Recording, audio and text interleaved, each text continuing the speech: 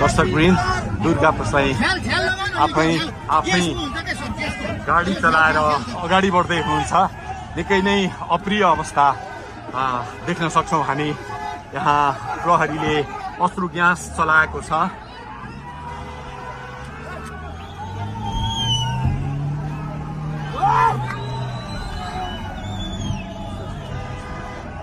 यो तीनकुनेको सडक हो, तीनकुने क्षेत्र हो। उहाँ आफै आफै गाडी चलाउँदै अगाडि बढिराख्नु भएको छ। हामी दुर्गा प्रसादसँगै अगाडि बढिरहेका छौँ। यहाँ निकै ठुलो मात्रामा युवाहरूको उपस्थिति देख्न सकिन्छ।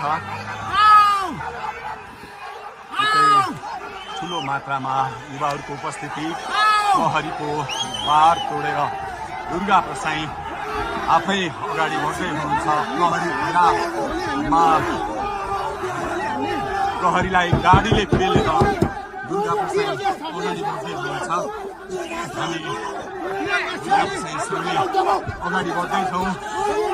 यहाँ कसैले रोक्न सक्ने अवस्था छैन। दर्शकवृन्द प्रहरीलाई दुर्गा प्रसाई पेलेर अगाडि बढिराख्नु भएको छ। प्रहरी गाडीको चाबी खोज्न लागि परेको छ र दुर्गा प्रसाईले प्रहरीको एक लेयर तोडिसक्नु भएको छ र अब अगाडि सशस्त्र प्रहरीको टोली रहेको छ। उहाँ अगाडि बढिराख्नु भएको छ। यो गाडीमाथि प्रहरीले अन्धाधुन्दा लाठीचार्ज गरिरहेको छ। तपाईँ देख्न सक्नुहुन्छ दुर्गा प्रसाईको गाडीलाई प्रहरीले रोकिराखेको अवस्था। उहाँले यो प्रहरीका सम्पूर्ण सुरक्षा घेरा तोडेर दुर्गा प्रसाई अगाडि बढ्नु भएको छ र यति बेला तीनकुनेको यो पुलबाट अगाडि बढिसकेको छ। यो दृश्य अगाडिपट्टि